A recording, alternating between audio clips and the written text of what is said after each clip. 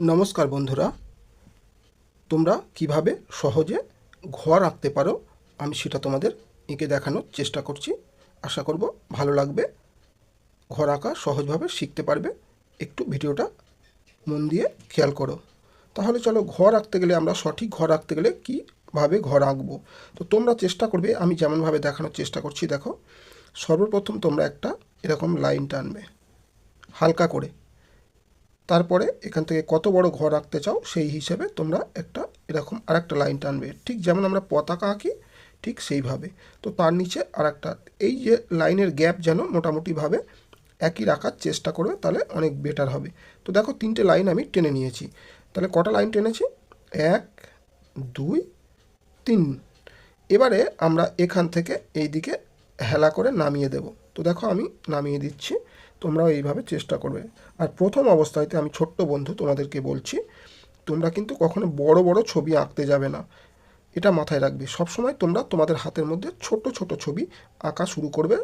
তারপরে আস্তে আস্তে যত শিখতে থাকবে, তোমাদের হাতের স্ট্রেংথ বাড়তে থাকবে, তত তোমরা আস্তে আস্তে বড় ছবি আঁকবে। তো এটা দেখো, ঘরের চাল হয়ে গেল। এবার আমরা কোথা থেকে আমরা দেয়াল করব, ঘরের যে দেওয়াল হয়, বেশিরভাগ বাচ্চা যে ভুলটা করে, এই যে ধারের অংশে থেকে এখান থেকে দেয়াল টেনে থাকে, এটা কিন্তু সম্পূর্ণ ভুল। তোমরা শিখে নাও, এই যে কোন দেখছো ধারে শেষ হচ্ছে ঠিক এর একটু ভিতরে, তাহলে এখান থেকে একটু ভিতরের দিকে থেকে টানবে এরকম। ভালো করে দেখো, সোজা করে নিচে নামিয়ে দাও। তাহলে এপারেও সেম একই, একটু ভিতরে থেকে নিচে নামিয়ে দাও। তো দেখো, দুদিকে চাল একটু একটু বড় আছে। এইটা কিন্তু তোমাদের সবসময় মাথায় রাখতে হবে। তোমরা যত বড় হতে থাকো না কেন, যত ভালো ছবি আঁকো, এইটা কিন্তু কোনো দিন ভুল হবে না, দুদিকে চাল বড় থাকবে। এবার আমরা নিচের লাইনটাকে সুন্দরভাবে এরকম টেনে নেব। তোমরাও দেখো, এই লাইনটাকে এবার পরিষ্কার করে জুড়ে দেবে, বাঁকাটারা যদি থেকে থাকে জুড়ে দেবে। এটা হয়ে গেল আমাদের ঘরের একটা সঠিক ড্রয়িং। এবারে বেশিরভাগ বাচ্চা কি করে, দরজা করবে এরকম ছোট, জানালা মাথার উপরে না। সবসময় খেয়াল রাখবে, এই চালের যে লাইনটা রয়েছে এর একটু নিচে তুমি যদি চৌকো দরজা করো, মানে চারকোনা টাইপের, তাহলে আগে এরকম একটা লাইন টেনে নেবে। এবার এটাকে দুদিক থেকে সমানভাবে নামিয়ে দাও, একদম সুন্দর করে যেমনভাবে তোমরা পারবে আস্তে আস্তে ধীরে ধীরে এরকমভাবে নামিয়ে দাও। হয়ে গেল। এইবার যে ভুলটা করবে না, তোমরা এই যে দরজার মাথা থেকে সমানভাবে দেখে নেবে, লাইন দরকার পড়লে হালকা টেনে নিতে পারো, পরে সেই লাইনটাকে লাগবে না, মুছে দেবে। তো আমি আর লাইন বোঝানোর জন্য দেখো, এই সমান লাইনে আমরা জানালা করব। তো জানালার মাথা, দরজার মাথা যেন একই সম পরিমাণে লাইনে থাকে। আর নিচে হবে দরজার ঠিক অর্ধেক। তো এই নিচে অর্ধেক দরজার এখানেতে আমরা লাইন টেনে নেব। তোমরাও এইভাবে আশা করব পেরে যাবে, চেষ্টা করবে। প্রথম প্রথম একটু অসুবিধা বোধ হতে পারে, তো আস্তে আস্তে ধীরে ধীরে সব ঠিক হয়ে যাবে। তো দেখো, এবার আমরা জানালাতে দুটো এরকম কাঠি আছে, তো এরকম বোঝাতে চাইলাম। চাইলে তোমরা দিতে পারো, না দিতে পারো।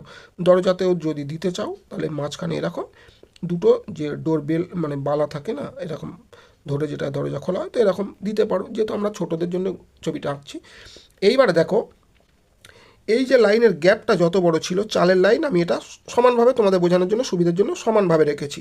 এবারে হবে কি, এই যে দুটো লাইনের ঠিক অর্ধেক, তাহলে এই দুটো লাইনের অর্ধেক, তাহলে আমরা যদি তিনটে লাইনকে দেখি, তাহলে আমরা এই পরিমাণে পাচ্ছি। তাহলে আমরা এর অর্ধেক করলে এরকম জায়গা, তাহলে এরকম জায়গা আমরা একটা হালকা করে লাইন আগে টেনে নেবো, জাস্ট হালকা করে, একদম এরকম ইজিতে।